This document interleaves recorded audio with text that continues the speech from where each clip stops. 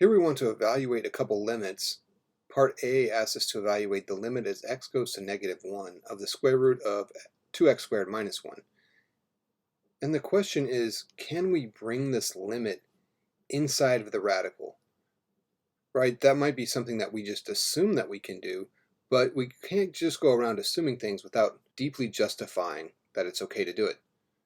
Luckily, there's a theorem for that. What this theorem is talking about is an outside function that we'll call f and an inside function that we'll call g.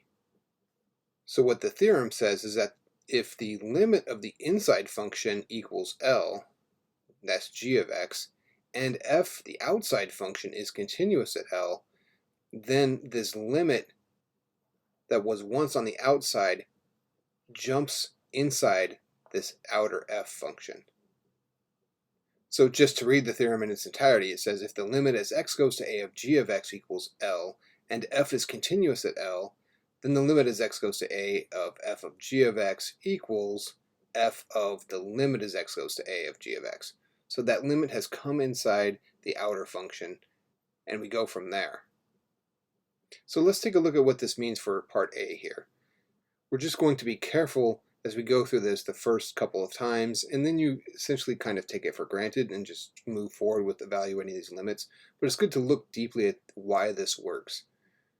The first thing we need to do is make sure that this limit of the inside function does exist, right? Because if that limit doesn't exist, if it's not equal to some L, then we're in trouble. Well, this clearly does exist, right? This is just a polynomial, so we can plug in -1 here, and we get 2 minus 1, which is 1.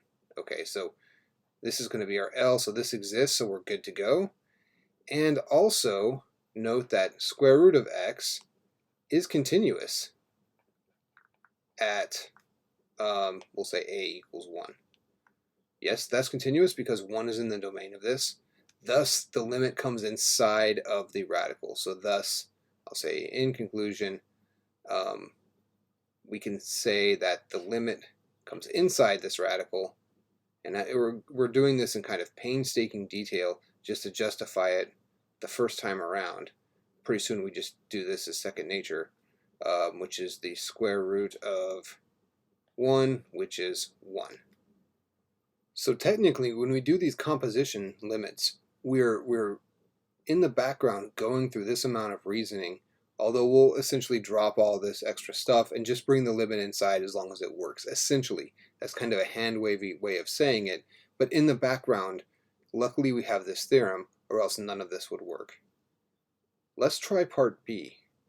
Part B, we have the limit as x goes to 2 of the cosine of the quantity x squared minus 4 over x minus 2. So let's first check to see if that inner limit exists. What happens if we just bring this limit inside as x goes to 2, and as long as we can show that that limit exists and that cosine is continuous at that point, then we're justified in bringing the limit inside of cosine. So let's see, limit as x goes to 2 of x squared minus 4 over x minus 2. Well, if we were to just plug in 2 here, we'd get 0 over 0, which is pretty bad news in math speak. So let's see if we can do some simplification. Of course we can. We write this as limit as x goes to 2 of how about x plus 2, x minus 2, all over x minus 2. And we get our nice cancellation, and there we can simply evaluate that limit of 4.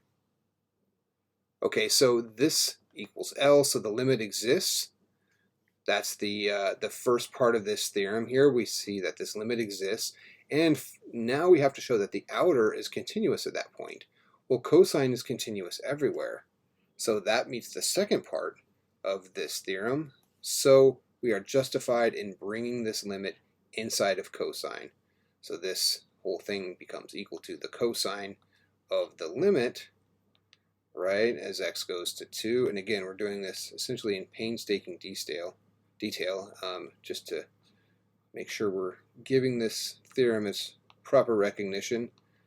Okay, cosine of, we decided that was 4, and we could leave it as cosine of 4, or we could approximate this thing, negative 0.654 there.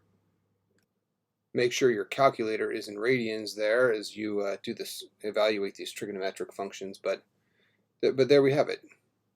Once you've gotten used to the theorem, you essentially just bring the limits inside of the outer functions and don't think too much about it.